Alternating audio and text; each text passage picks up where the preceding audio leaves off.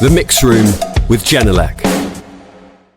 Today's podcast guest is Bernard Lohr, one of the founders of Pole Position Production, a Swedish company which specialises in field recording, interactive sound design, industrial sonification, audio post-production, game implementation, music production and composition.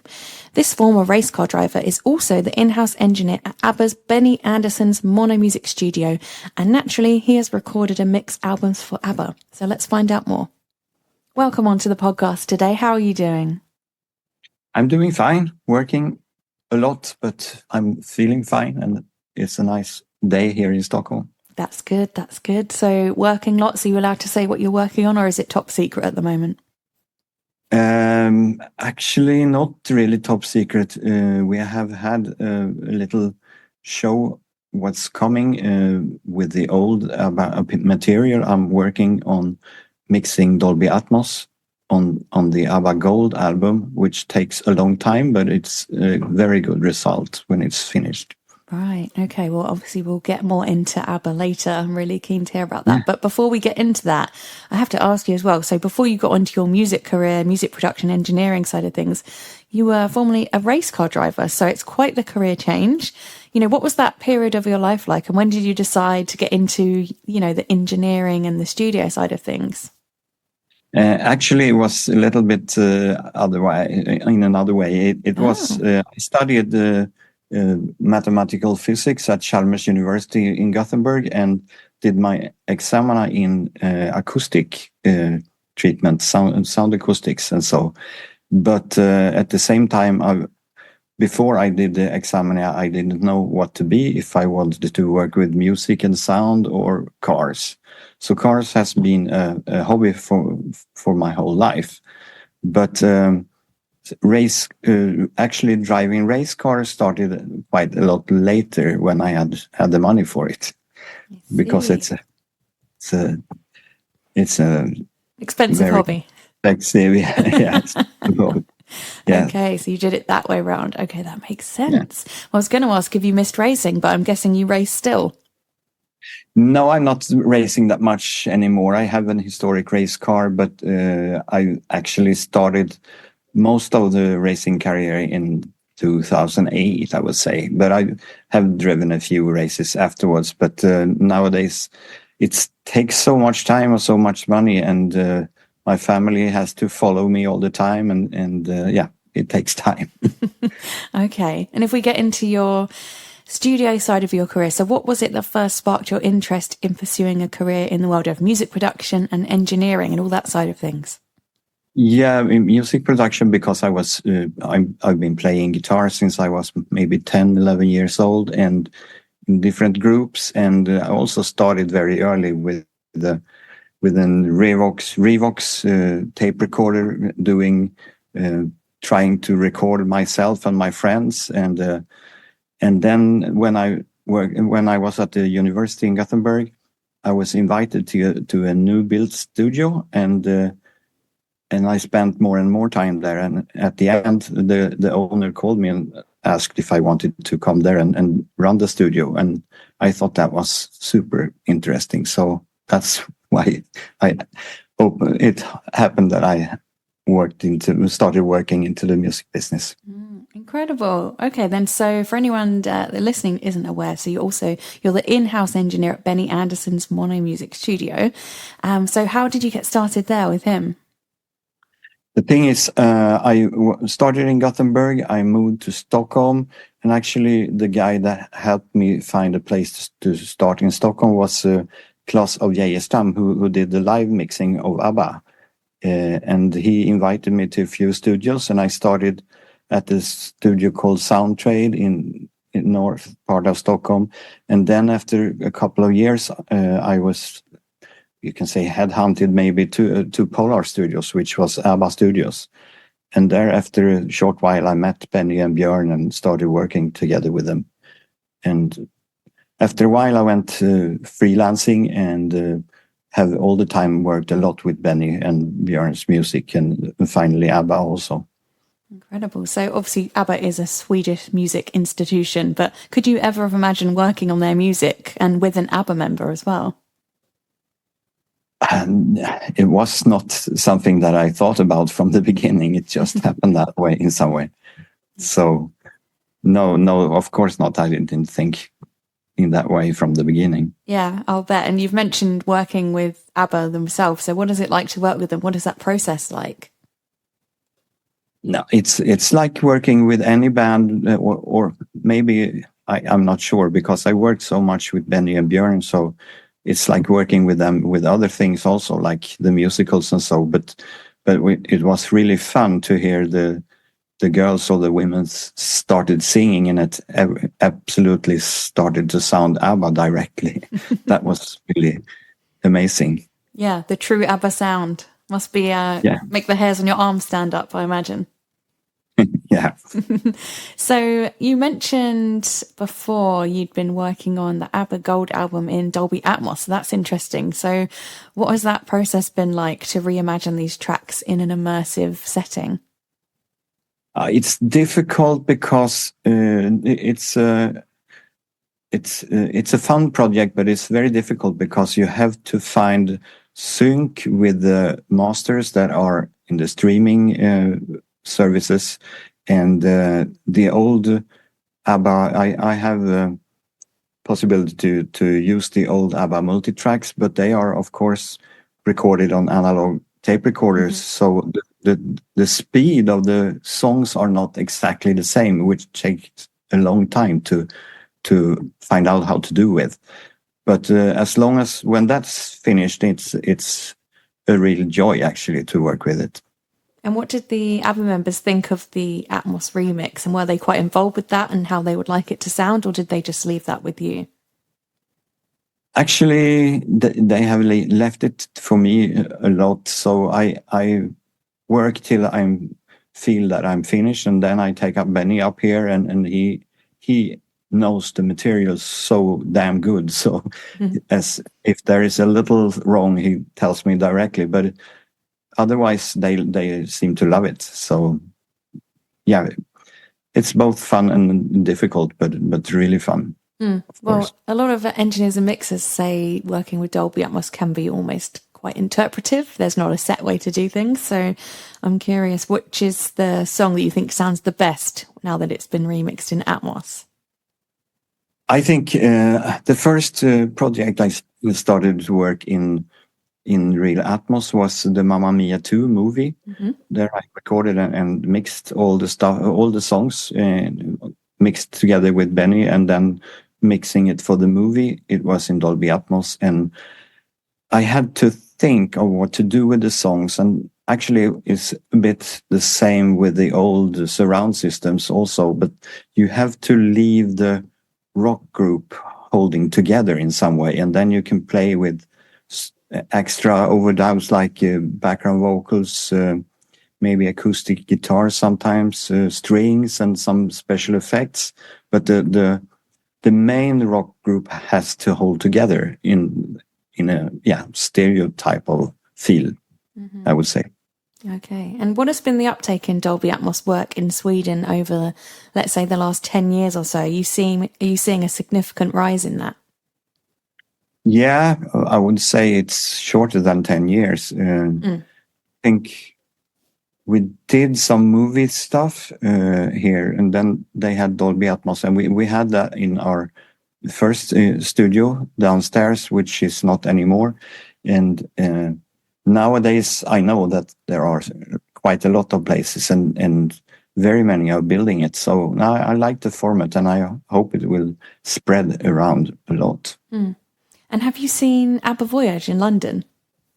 Oh yeah, I worked on it a lot also. Oh, you did? That was my follow-up question, but I wasn't sure. So what did you work on for that? Absolutely phenomenal experience, by the way.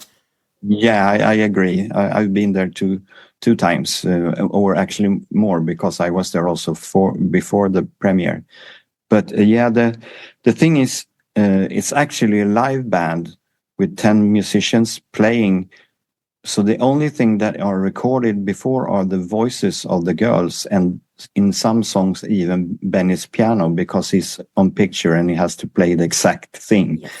Yeah. So what we did was, together with an arranger that Benny also often works with, we did cut up all the songs because they were recorded without click track, and it's impossible to follow the tempo as a musician if you don't have a click track that is steady. So we had to cut up all the songs in pieces and small pieces and straighten out the tempo. It could be that, a chorus can be a bit faster than the verse or vice versa, but to be able to follow it, you have to have a click track to play to. So that was a lot of work, actually. Oh, bet. So what was your official role on this project then, Bernard? I would say to deliver all the songs in a usable format to the theater in London. So we worked a lot here first, and also the musicians came here to rehearse to it. So we tried to find out what was good to play to, and yeah, so preparing all the songs for the theater, I would say. Okay, and how did that work in regards to adapting them to fit this immersive venue for the ABBA Arena? Because the immersive mixing is done over there, and there is a lot of people that really know what they're doing. I'm not actually a live person, so what's happening live is other people better to work with. Yes, I understand. Okay. I was just going to ask, it was such a phenomenal experience and project. There must have been, it must have been new territory for you as well to be involved in this. I was just wondering what the challenges were and what some of the highlights were for you. I would say that the problem was to actually make the songs playable, that the musician could play to them, and then of course we had to play around with all the vocals and so it fits and sounds right.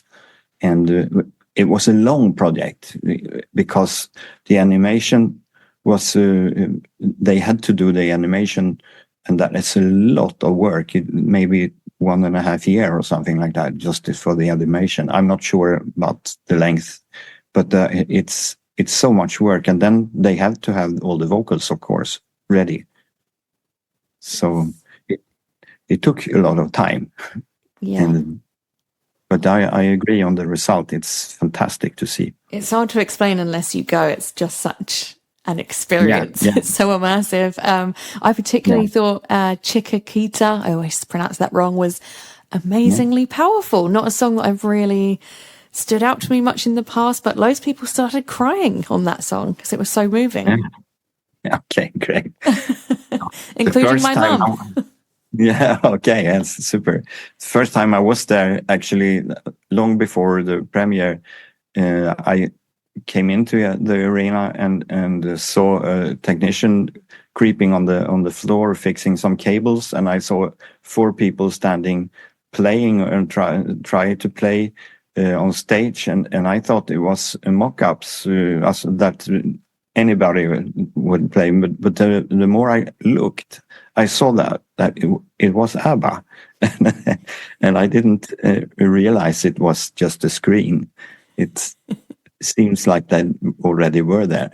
Yes, no spoilers for anyone that hasn't seen it, but the ending is brilliant.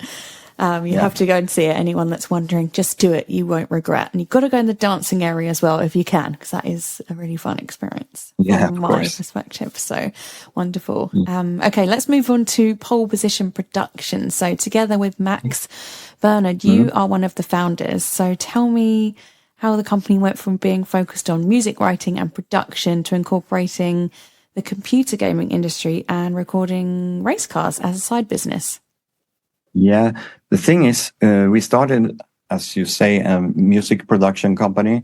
I had lots of good contacts because I was working with a lot of head groups and producers. And we started writing and recording with both Swedish and international artists. But that was in the beginning of the 2000s.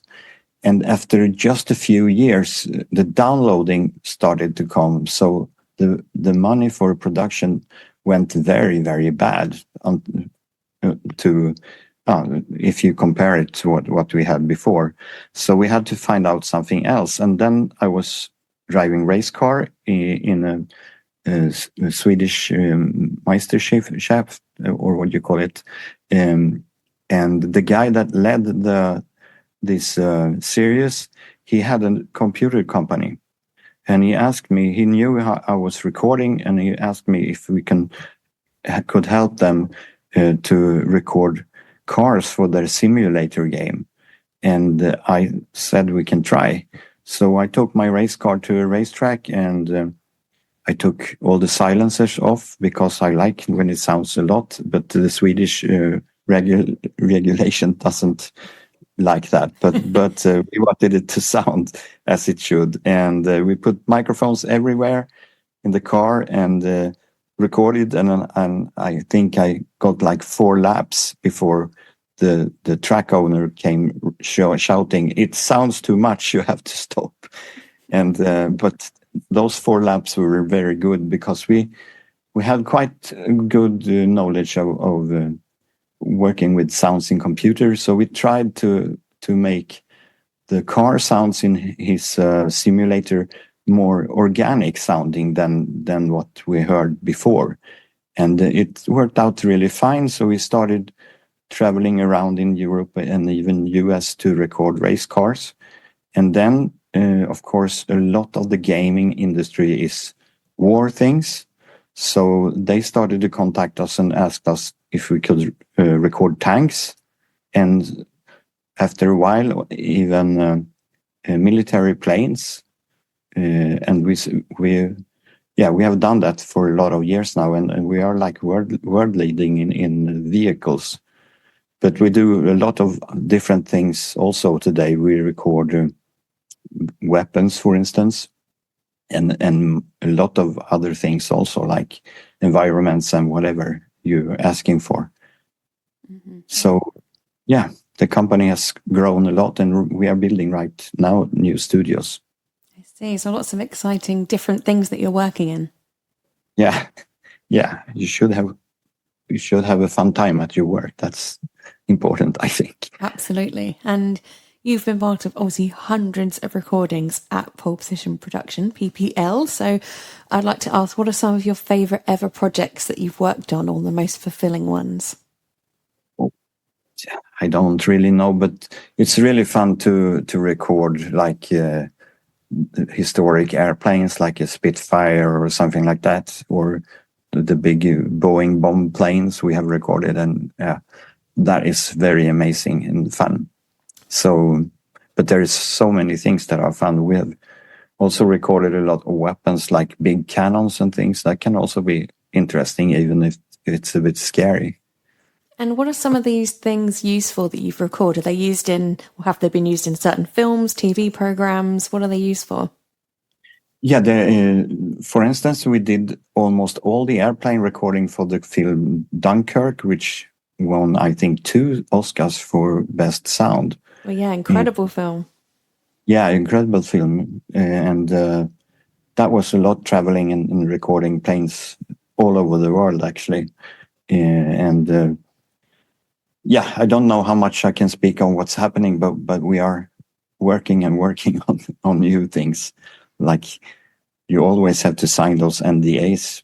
Yes, please don't break any NDAs. I don't want to get you in trouble with Christopher Nolan or anyone else. No, of course not. Maybe we can talk about it someday when it's out. Yeah, of course. Okay, moving on. So let's go on to, so you're building new studios, as you mentioned, at Pole Position Production. So you're using Genelec monitors. Why not? I can see why. Yeah. So when did you first come across Genelecs, and can you remember your first impressions? Oh, I tried to figure out today when was the first Genelec coming up. It must have been in the 80s somewhere, late 80s or maybe start of 90s. There has been so many Genelecs versions, and I still like them a lot. In this Atmos system, they work fantastic, the new ones that we have here. So I don't actually remember when it was. Okay, well, they clearly made a good impression. So why did you choose Genelec for this new studio then? I think because it's almost a bit of studio standard, and almost everybody seems to like them and work in them. Not very much actually in the computer business, or the computer game business, I mean. So it has been more or less, everybody says, yeah, of course it should be Genelex. So that's why maybe. And the guys that work for us like them a lot, so that's fine. Is this a Dolby Atmos room? There will be, at least to start with, one Dolby Atmos room, and we have 3 more studios we have, it's 4 studios that we start with, and one will be a Dolby Atmos room, definitely. Okay, and do you know which models you're using in this new room? No, that is not decided yet, but I think it will be a once, at least at the front part of the studio.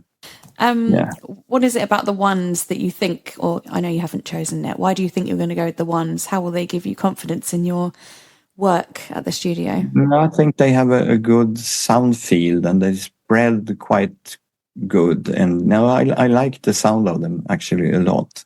And I don't know how many years they have been, 4 or 5 years maybe.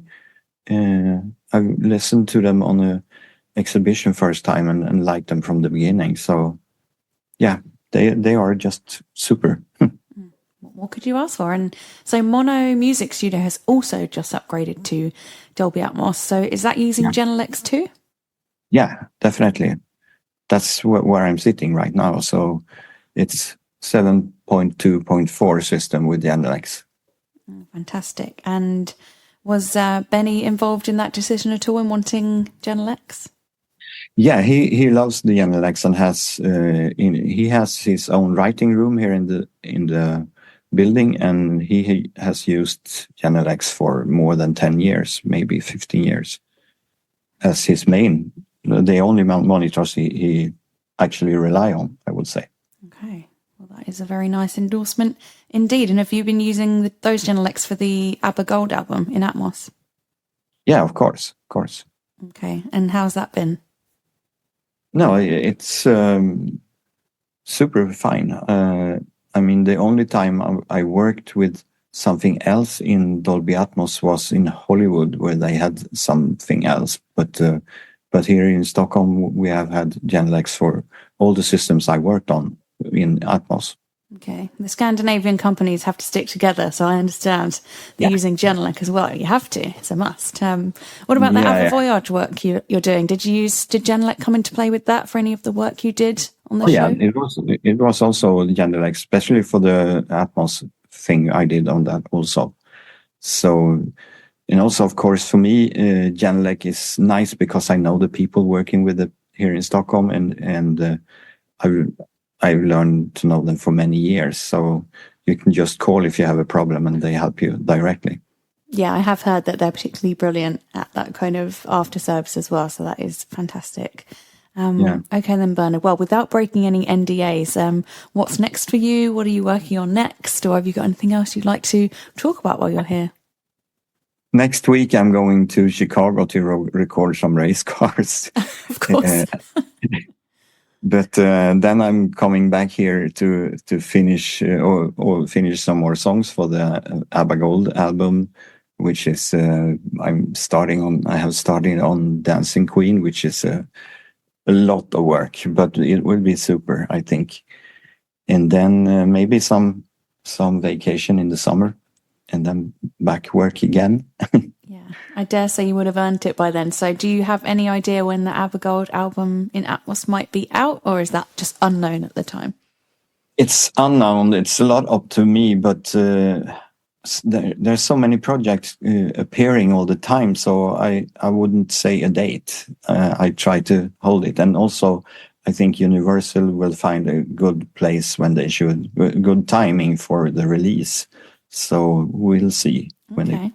Interesting. And given, ABBA fans are so passionate, is there a song in Atmos you're particularly keen for the fans to hear that you think completely transforms it when it's in an immersive format?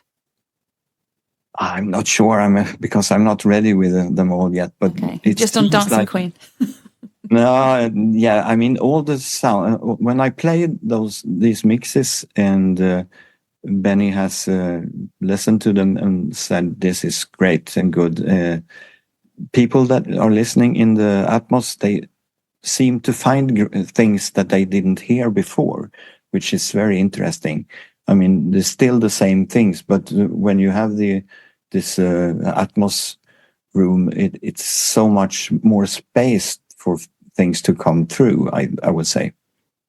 Okay, well, I'm definitely intrigued, and I'm sure all the ABBA fans can't wait to hear this. So, well, I don't want to delay you then, Bernard. You've got a ABBA album to kind of get going in Atmos and recording race cars. So I wish you the best on your journey, and I look forward to hearing the album when it's out finally.